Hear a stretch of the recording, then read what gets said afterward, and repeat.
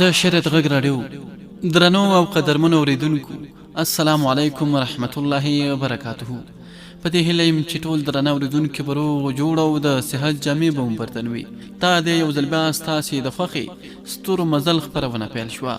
د نن خپرونې کوربه مو بیا هم د تل په څېر زه عمران الدین نیکمل یم. درنو او قدرمنو اوریدونکو، نن درته د ستورو مزل په خپرونه کې د نیشاپورو د شاهین داستان یا ناول اوومه برخه دروروم.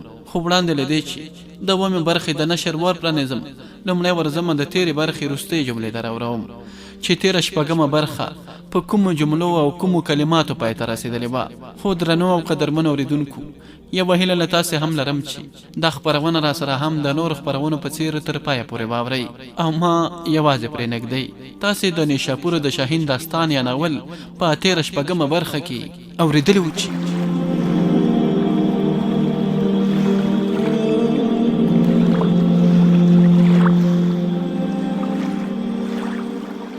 ابوبکر په تیزو سترګو د همات په لور وکتل او ورته وویل: ستا د سترګو ژوروالی او عقابي بڼه، ستا د جسم دغه توانایي او د مخ نښې نښانې دا هر څه ډاګزوي چې ته د تجارت لپاره نه یې پیدا شوې.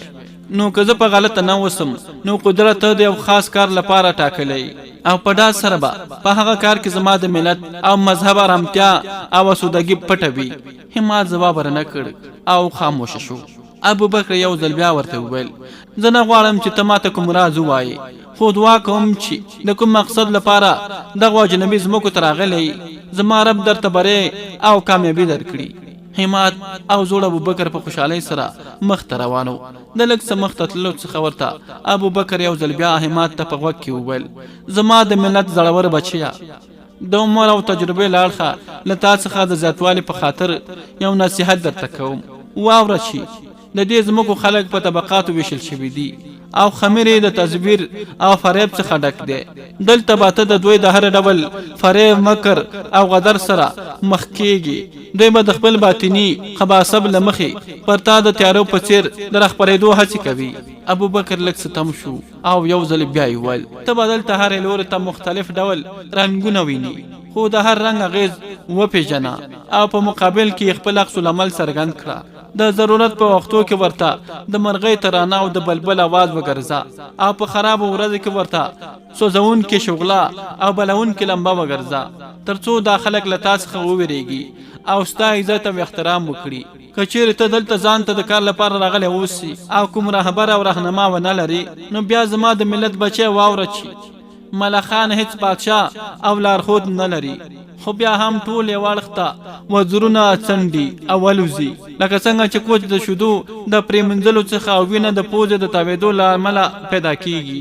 په همدې توګه به ته هم دلته د حکمت او تدبیر سره اوسي. زما زړه وایي چې ستاسو اړیکې به د غزني د حکمرانانو سره وي.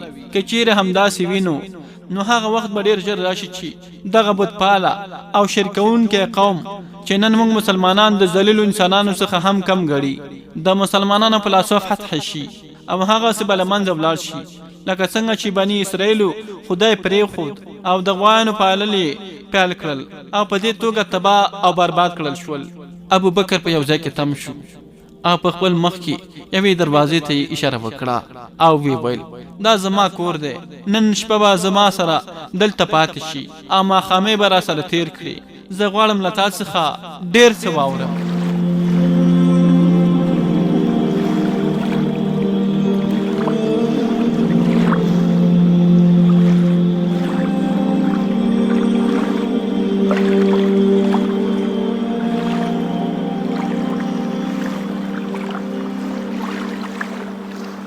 درنو اوریدونکو، تاسې واورېدل چې تېره شپږمه برخه په کومو جملو او کومو کلماتو پای ته رسېدلې وه.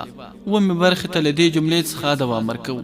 همات ورته د عذر په توګه وویل: ما ته د بیرون تلو اجازه راکړه، او که نه هغوی به زما په اړه شک وکړي، ځکه د بهیم سیم د کلي په لور چې د بدرنا سره د کتلو لپاره ورځم، نو دغه دواړه هم د هغه خورین او خرزه دي او دوی هم هملته روان دي. زه به ستا د نصیحت په مطابق په دې ځمکو کې محتاط اوسم.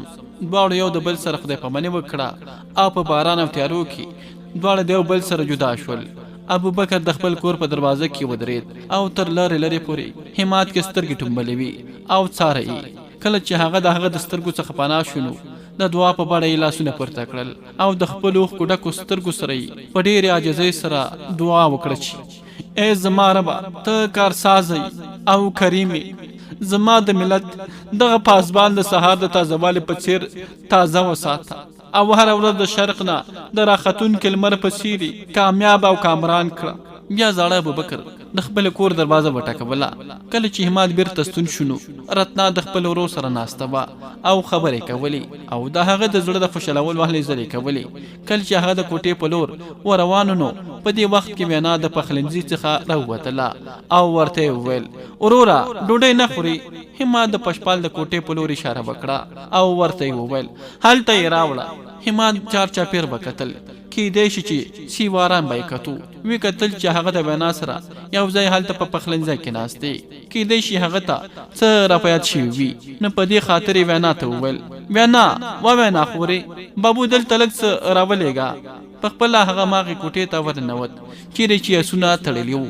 لږه شېبه وروسته سیوارام هم هماغې کوټې ته ورننوت او ورته ویل ما سره څه کار لرې. ما د خپل اس په شا باندې لاس راښود او وی ویل تا ویلي و چې په کور کې پروړه شته.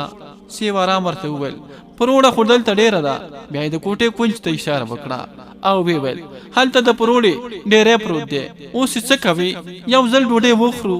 همات د تلل شوو چړو بوجۍ پرانسته او وی ویل لومړی به د دې بې ژبو د خوراک بندوبست وکړم بیا به یې پخپله وخورم. سیوارام هم ورسره د هغه په کار کې مرسته وکړه. دواړو یو ځای اسونه غوا خوسکې او وزو ته خوراکي شیان په اخور کې واچول. سیواران بیرته پخلنځي ته ستون شو. همات هم لاس و مخ پرېمینځل او د پشپال خونې ته ورغی. همات د پشپال په بستره کې ناست څو لمحې په فکر کې ډوب ناستو. بیا یې په ټیټ اواز سره پشپال ته وویل پشپاله که بدی ونه ګڼې نو یو خبره درته وکړم. پشپال ورته په خندا شو او ورته یې ویل څه چې وایي زما څخه د پوښتنې پرته یې راته ووایه که کنځلې راته وکړې هم بدی به یې ونه ګڼم. همات خپل سر ورنږدې کړ او په غوږ کې ورته وویل راځه چې نن شپه یو ځای د حرم دغه ګنډې ټوټې ټوټې کړو. راځه چې د لږې شېبې پورې د دغو رسیو د جال څخه ځان آزاد کړو چې انسان په طبقاتي جنګ کې راښکېل کړی دی. زما دوسته راځه چې د لږ وخت لپاره دا له یاده وکاږو چې زموږ د ډلې څخه څوک کشتهري دی څوک ملیچ او څوک شودر دی او نن شپه د حرم ټول هغه اوازونو تر مخه خپل غوږونه بند کړو چې دا حکم درته کوي چې ملیچ هندو په ټولنه کې د ګیلې رمې د تیرېدو د ګرد غبار دی او دا چې د پنډتانو د مقدسو سندرو اوریدل اړین دي. او نن شپه یو ځای خپلو میزبابانو ته دا احساس ورکړو چې موږ ټول یوازې انسانان یو. د دې نه اخوا زموږ ترمنځ هیڅ ډول طبقاتي ښکته پورته وجود نه لري. د دې ځای د وتلو وروسته زما تګلاره به د مسلمانانو په څیر وي او ستا د خپل د احرام په طبقاتي تیارو کې هر څه له یاده وکاږئ. زما په مذهب کې کوم انسان زړه خفه کول ستره ګناه ګڼل کیږي. راځئ چې نن شپه دا ټول هر څه هیر کړو. خپل شودر میزبانان د ذهني او قلبي شقاوت نه خوندي وساتو.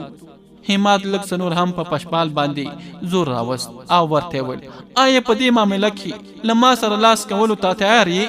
پشپال په خوشحاله زړه او خندا وویل ته خو د حرم د روح او د سهار د رڼا په څیر پاک انسان یې.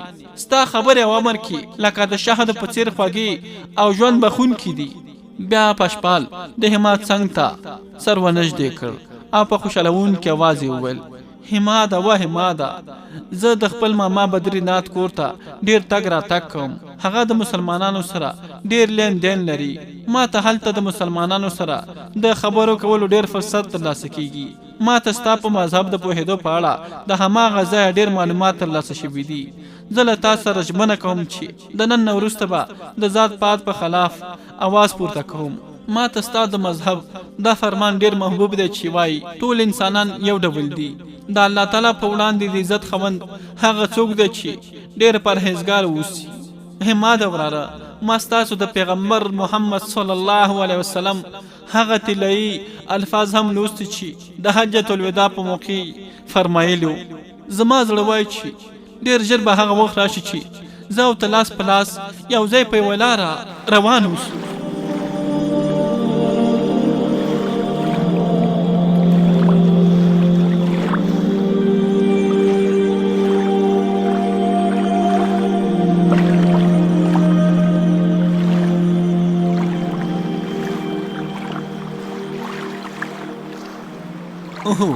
معلومه نشوه چې پشپال کله خاموشه شو. بیا یې د خبرو مخه بدله کړه او ویې ویل زما ایمان ده چې د کوم انسان روح چې د خدای جل جلاله په لاس کې دی هماغه ته د پیدایښت او مړینې نه اخوا هغې لوري ته د تللو موقع او فرصت هم ورکولی شي. حماد او پشپال په خپلو کې خبرې اترې کولې او بل اړخ ته د کټ په سر ناسته رتنا د لنډې مار په څېر د قهر او غضب اوښته وراوښته. په همدې وخت کې وینا هم دننه راغله.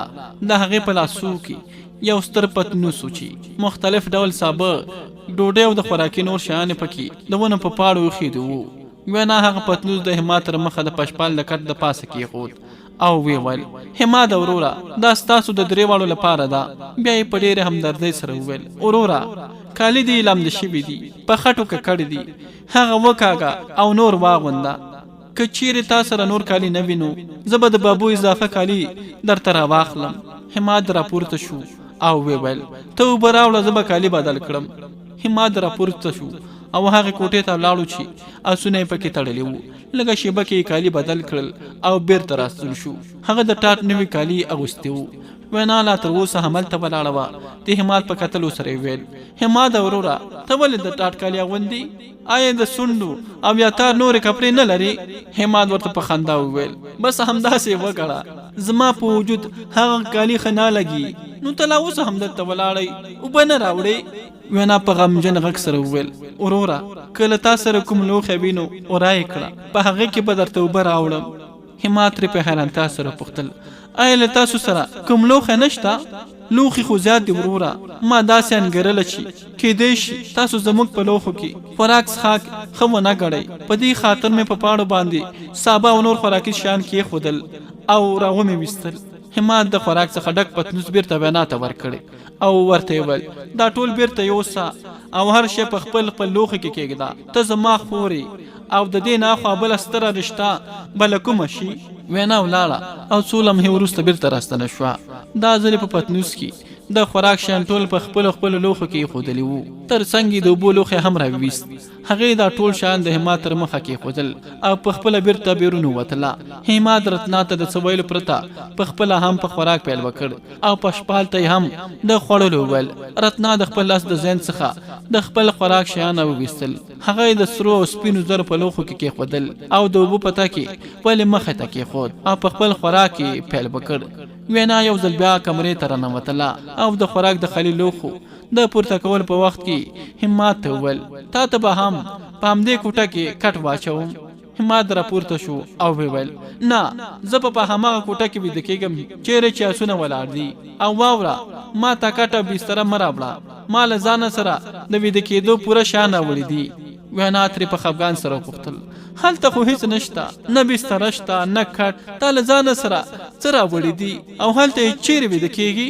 حماد په چینګه خوله ورته وویل هلته هر څه شته له ما سره بستره شته او هلته په کوټه کې د واښو ډېر لوی ډېری پروت دی.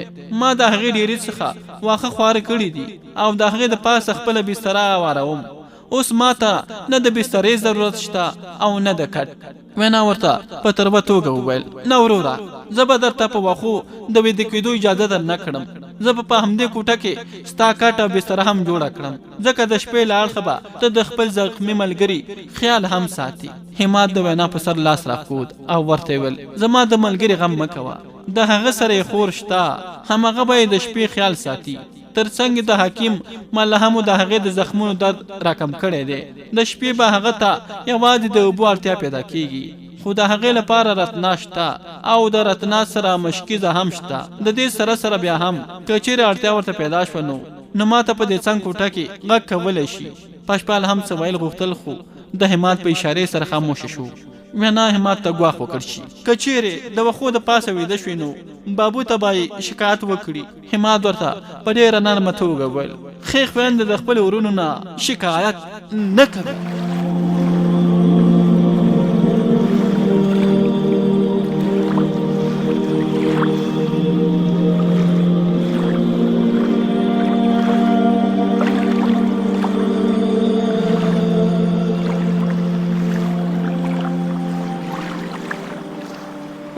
همت په شپال تشپه په خیر ویلو سره بیرون ووتو. ویانا هم ورسره به دواړه هغې کوټې ته راغلل چیرې چې اسونه تړلي وو.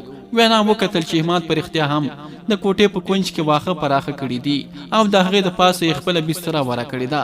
د واښو د پاسه غوړول شوی څادر هم د ټاټ او بلستنې هم د ټاټ څخه جوړه وه. مخکې له دې چې ویانا څه ووایي، همت د خپلې یوې لورې ښودل شویو جامو ته چې لمدې او په خټو ککړې وې اشاره وکړه او ورته ویل: ویانا خورې، که چیرې ته د خپل ورور لپاره څه کول غواړې نو هغه دا دی چې زما دا کالي واخله او پرې یې مینځه. ویانا کالي له ځان سره را واغېستل او چوپ له کوټې څخه راووته. همت د اسونو غوا خوسکي او وضو تنور او ګیا هم ور واچوله او په خپله بستره کې ورننوت. خو بیرون سخت ویرونکی باران ورېده. د شپې غمجنې لمحې نورې له منځه تلونکې وې. د لمر راختلو او د سهار غوټیو په خپلو کې سرونه نږدې کړي وو. د ټول شپې د ورېدلي باران او د یخې هوا نه ستومانه شوو مرغانو په خپلو ججورو کې د سهار د بیدارۍ اعلان کاوه. سهار د بند صدف په څېر را څرګند شوی و او د کائناتو د خلق د ارادې او مقصو په څېر د انسان د جوهر د ازمایښت کار پیل کړی و. همت هملته په وښو باندې په خپور کړي ټاټ په څادر د سهار لمونځ ادا کړ. بیا راپورته شو او خپل اسونه او نور ولاړو حیواناتو ته یې نوره دانه او غیا هم ور واچوله. په دې وخت کې راتنا هم دغې کوټې ته راننوتله.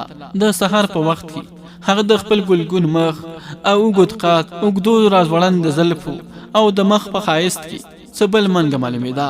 هغه همت ته نږدې راغله او خوله یې پرانیسته او ویې ویل: له تا سره څه ویل غواړم. همت د هغې لور ته د کتلو پرته د خپل استر مخه دانا او ګیا سره ګډ وډول او ورته یې ویل: ووایه. رتنا لږ څه فکر وکړ او بیا یې د وی جذابي پیغلې په څېر د شرر او شوخۍ نه په ډکې لهجې باندې وویل: تا خو د خپل احسان تر چتر لاندې زما د ورور د حرم اخیستی دی. تا دومره ستر کار کړی دی چې لپاره یې کومه بدله نشته. زما د ورور د حرم دومره لاندې راپرې باسلی دی چې هغه د یو کشتري سره بیا هم ستا په خاطر ملیچ ګرځېدلی دی. ته چلبازه یې او زما ورور ته د لارښود او رهنما په څېر را څرګند شوی او هغه د خپل د حرم څخه بېلارې کړی دی. حال دا چې ته ښه پوهېږې چې ته مسلمان یې او موږ هندوان یو او په دې هم خبرې چې ستاسو او زموږ ترمنځ هېڅ ډول رشته هم نه پیدا کېږي. بیا دې ولې زما په ورور د شودرانو غذا د هغوی په لوښو کې وخوړله؟ همت د رتنا په لور ور وګرځېد او د هغه خبره یې پرې کړه او ورته یې وویل: ته یوازې د دیوتاګانو او بتانو دستورونه ویني. بیا یې د رتنا په اوږې لاس کېښود. دیوی واوره چې زه ستاسو دښمن نه یم.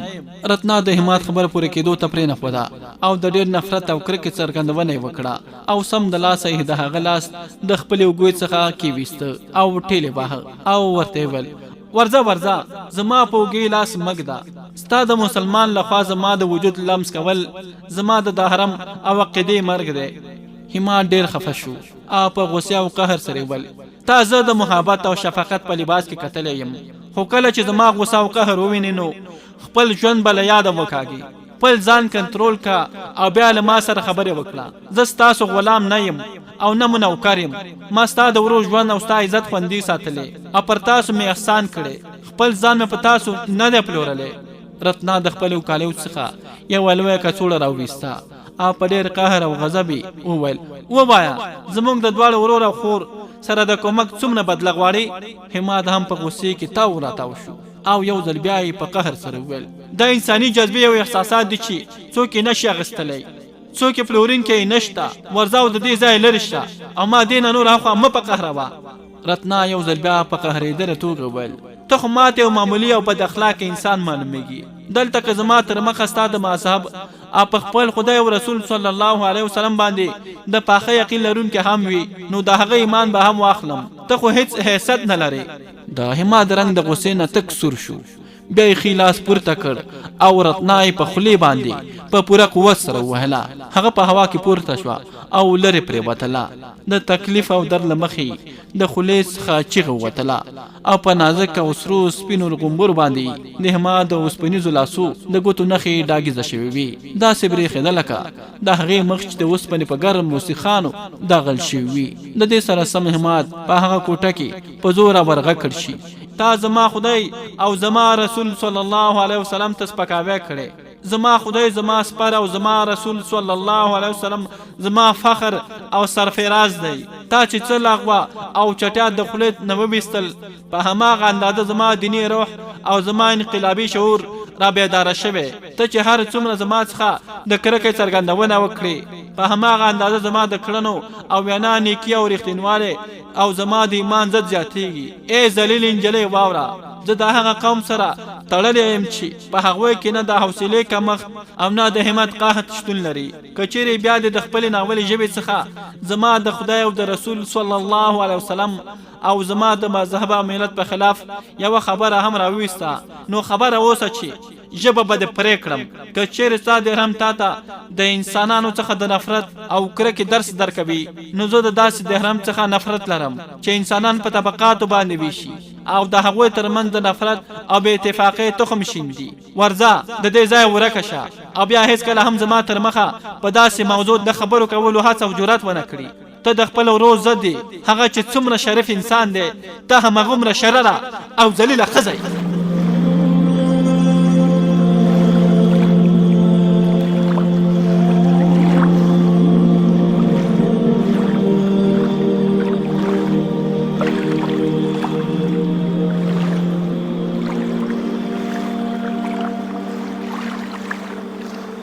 اوهو، رتنا لړزېده او راپورته شوه او د سرو ګلونو د خاک په څېر لړزانده د هغې کوټې څخه راووته. همت بیرته خپل کار ته دوام ورکړ. رتنا په خپل مخ باندې خپل لاس ایښودی و او خپلې کوټې ته ولاړه. هغې وکتل چې پشپال هم راویښ شوی دی. د هغه د اوښ کوډکې سترګې په چت نښتې وې. کله چې رتنا د څنګ نه تېرېدله نو پشپال ورته په سخت اواز وویل. داسې معلومیږي چې همت د یوازې یوه څپېړه په مخ وهلې چې ته یې اوس د نښو د پټولو هڅه کوې. رتنا، ته ښځه نه یې بلکې شیطان یې. ما دلته په ملاسته ستا او د همت خبرې د هغې بلې کوټې څخه اورېدلې دي. همت فرښته ده، تا د هغه زړه مات کړی، تا د هغه خدای، د هغه د رسول صلی الله علیه وسلم، د هغه مذهب او د هغه د ملت سپکاوی کړی. تا غوښتل هغه په قیمت واخلي، تا د هغې د احساساتو د بدلې ورکولو هڅه کوله، تا د هغه تر مخه د خپل د حرم رازونه را پرانیستل. آیا ته پوهېږې چې زموږ د احرام انسانانو ته د نفرت درس ورکوي؟ رتنا، کاشکې چې زه د ورور نه وای او ته مې خور نه وای. تا د خپل عمل له مخې زه هم د همت تر مخه سپک او ذلیله کړم. زه به اوس څه ډول د هغه مخ ته ورځم؟ د پشپال اواز ډوب شو او خاموشه شو. رتنا په خپل کټ باندې کېناسته او خپل سر په دواړو لاسو کې ننویستی و او په سلګو یې ژړل. بیرون لا تر اوسه هم سخت باران ورېده او د کوټې فضا ډېره درنده او غمجنه وه. حیواناتو ته د ګیا او دانې د اچولو نه وروسته همت د هغه کوټې څخه بیرون ووت. ویې کتل چې باران هماغسې په زوره اوري. په انګړ کې هم اوبه راجمع شوي دي. د نغري څخه دود پورته کېږي. هلته سیب آرام او وینا دواړه ناست وو. کېدای شي چې دواړو یو ځای د مېلمنو لپاره سهار غذا تیاروله. همت د پشپال کوټې ته ورننوت او د هغه په تندي لاس کېښود او ترې ویې پوښتل: پشپاله، څه حال دی؟ رتنا کوټې ته د همت په راننوتلو سره سمدلاسه ارامه شوه. پشپال په ډېره مینه د همت لاس په خپلو لاسو کې ونیوه او ورته ویل: تر هغه چې ستا په څېر همدرد او مهربانه ملګری ولرم، د ټول نړۍ ستونزې به هم ما ته ځان ونه شي رسولی. بیا پشپال د همت لاس څه زور کړ او ورته ویل: همده، که بده یې نه ګڼې نو یو خبره درته وکړم. همت چې د هغې تر څنګ د هغه په کټ ناست و ورته ویل: ووایه، څه ویل غواړې؟ پشپال اوږده ساه واخیسته او ورته ویل: دا خبره مې پرون په زړه کې وه چې تا ته یې وکړم، خو ستا د ستومانتیا فکر را سره شو او پرې مې ښوده. همده، واوره، د راجا راجي متحوره د خلکو ډلې یوه نه بلکې څو ډلې زموږ په لټون بوختې دي. موږ د هغوی د ډلې څخه یوازې یوه ډله له منځه یوړه، خو د هغوی په څېر په سلګونه خلک زموږ لټون کوي. دغه باران چې د پرون ورځې راهیسې پیل شوی دی د چړیو بڼه یې نیولې ده او تر څو ورځو پورې به دوام پیدا کوي. دا زما د باغوان او رب نعمت وګڼه چې د هغه له مخې موږ ته په ارام او امن سره دلته د رارسېدو او د بهیم سیند په لور د تللو موقع ترلاسه شوې ده. زه اراده لرم چې همدا نن شپه د دې ځایه هغه لورې ته کوچ وکړم. د دې ځای د سرسوتي په غاړه به د سهمسیم کلي 3-4 فرسانګه لرې وي. موږ به په شپه کې هلته ورسیږو او د دې ګواښونو او خطراتو څخه به خوندي پاتې شو. که چیرې موږ د باران د تم کېدو لپاره څو نورې ورځې هم انتظار وکاږو او بیا د موسم د ښه کېدو وروسته د خپل منزل په لور روان شو، موږ به په هر صورت ونیول شو. زه پوهیږم چې په دې باران او بادونو کې به سفر لږ څه سخت وي، خو زه هیله یم چې تا چې زموږ سره څومره احسان کړی دی نو د یو بل احسان په کول به زموږ څخه مخ وانه اړوي. همت په ډېره مینه د پشپال په تندي لاس راښود او ورته ویل ستا خبره بالکل صحیح ده، خو په دې باران کې به سفر کول ستا زخمونو ته نور ډېر زیات زیان ورسوي. خو بیا به هم زه د سیوارام سره خبره وکړم، که چیرې د کوم غوایي ګاډۍ د پیدا کېدو امکانات وي نو همدا نن شپه به موږ ټول د دې ځایه هغه لوري ته کوچ وکړو. بیا همت د راپورته کېدو په وخت کې وویل زه به همدا اوس د سیوارام سره خبره وکړم. همت په خلنځي ته ورنوت، د هغه په کتلو سره وینا په خوشحالۍ سره راپورته شوه او وی ویل راځه وروره. بیا یو کډګی راواغیست او د هغه تر مخه یې کېښود او وی ویل راځه کېنه وروره. همت په هغه کډګي کېناست او د سیوارام د لور په کتلو سره یې ویل زه یو تکلیف درکول غواړم.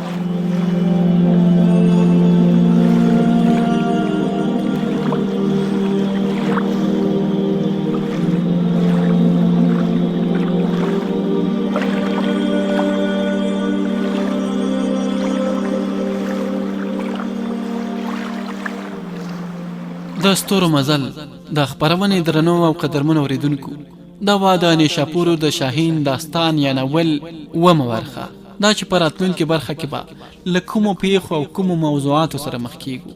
دا به په راتلونکې اتمه برخه کې واورو. په همدې ځای درنه زه عمران الدین نیکمل اجازه غواړم تاسو چې هر چېرته استئ خوشحاله او سوکاله ژوند ولرئ، خو موږ در سره هم په دعاو کې یاد ساتئ. الله مو من ښه وختونه ولرئ.